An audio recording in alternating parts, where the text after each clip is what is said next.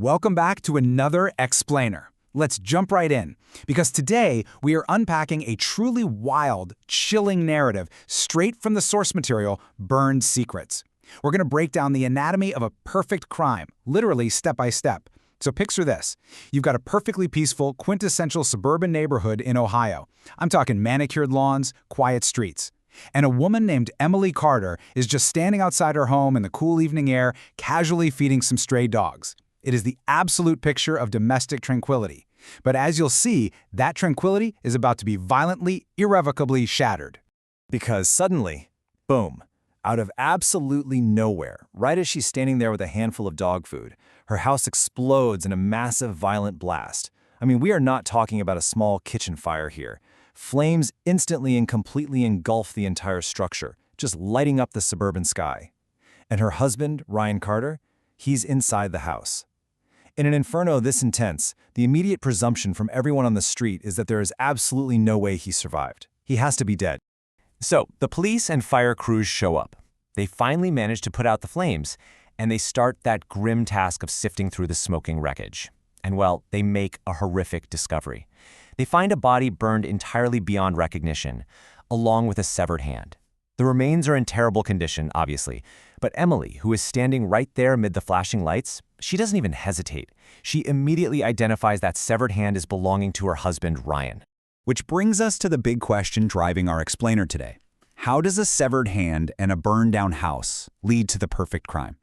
Because on the surface, this just seems like a tragic, fatal accident, right? Maybe a gas leak.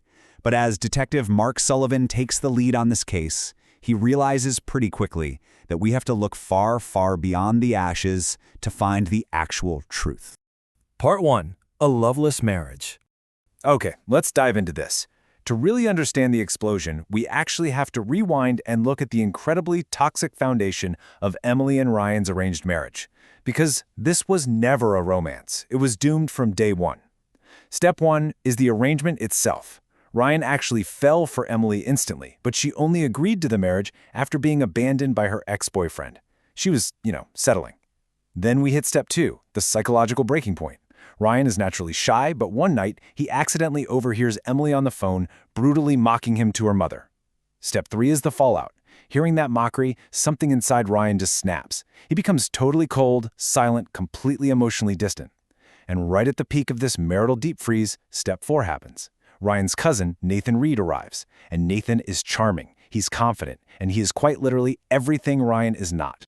So, as you can probably guess from the suffocating tension in that house, Emily is instantly drawn to Nathan. What starts as just a lingering attraction quickly snowballs into a deeply passionate, secret affair. Emily completely changes herself for him. She learns to cook his favorite steak, she spends every available second with him, and she falls hard. She really thinks she's found her escape hatch. But when she finally asks Nathan to leave everything behind and elope with her, Nathan totally panics. The reality sets in, he packs his bags, and he completely disappears, leaving Emily absolutely shattered. Now, what's really interesting about this is how the power dynamic flips entirely. Heartbroken and desperate, Emily actually confesses the affair to her husband. But Ryan doesn't yell, he doesn't leave her. Instead, the source details that he becomes calculatingly, physically, and emotionally abusive. It's almost sadistic. When Nathan briefly reappears later on, Ryan actually goes so far as to attempt to kill him. Now, you'd think this is where Emily runs for her life, right? But no, she stays. She stays out of this profound guilt and regret for what she started. And in this incredibly dark, twisted environment of shared trauma and pain, they begin to actually understand each other. Through all that darkness, they forge a real, albeit deeply twisted, love.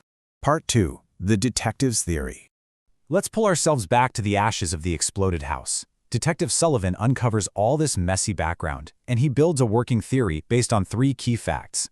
First, police get their hands on CCTV footage showing cousin Nathan Reed actually fleeing the house just moments before the massive explosion.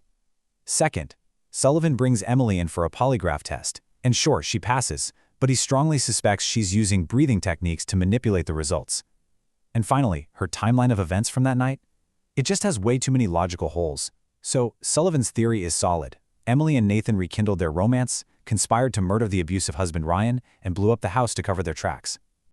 But, in the legal system, a solid theory and circumstantial evidence just aren't enough to secure a murder conviction.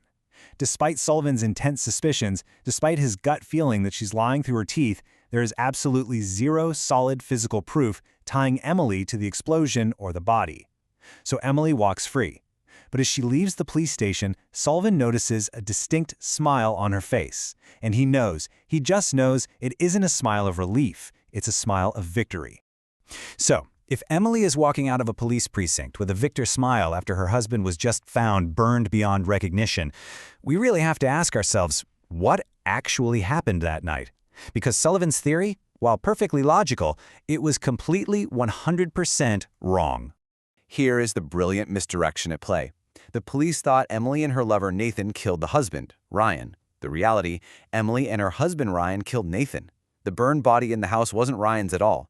Nathan wasn't the accomplice on the run. He was the victim, left in the ashes. So the crucial point is understanding why Nathan was really at the house that night.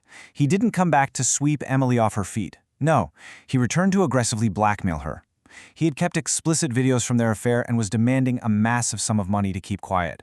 Well, Ryan, fueled by literally years of pent-up resentment, completely loses control when he hears this. A violent, chaotic fight breaks out between the two men. Nathan, being younger and stronger, gets the upper hand and starts brutally choking Ryan to death. Seeing her husband, the man she has now genuinely, deeply fallen in love with, about to be murdered right in front of her, Emily steps into the fray.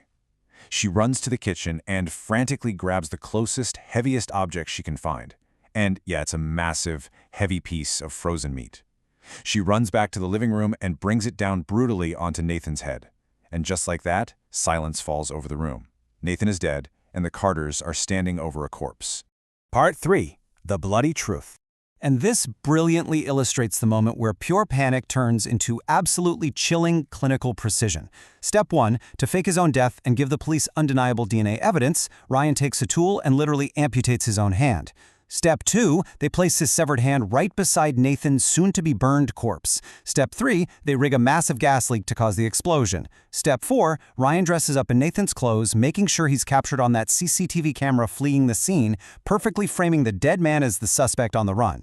And Step 5, honestly, the absolute most brilliant, macabre detail of the whole thing. Emily calmly walks outside before the blast and feeds the murder weapon, that heavy piece of meat, to the stray dogs.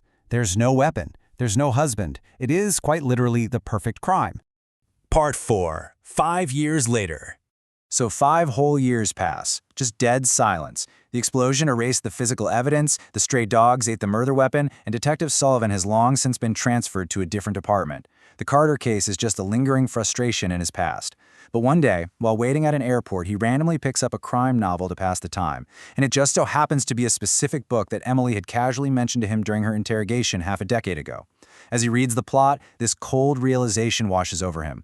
All the pieces suddenly fall into place. He realizes the exact mechanics of the perfect crime she pulled off, perfectly mirroring the book. But of course, the trail is ice cold. It's entirely too late. Now, while Sullivan is sitting in that airport terminal having this grim epiphany, we cut to the final scene of the source material. It's a quiet, secluded lakeside cabin, completely off the grid. Emily is standing there waiting on the porch. A man walks toward her out of the trees. It's Ryan. He's alive, and he is missing his left hand. They embrace. Not as victims, not as lovers, but as partners in something far, far darker.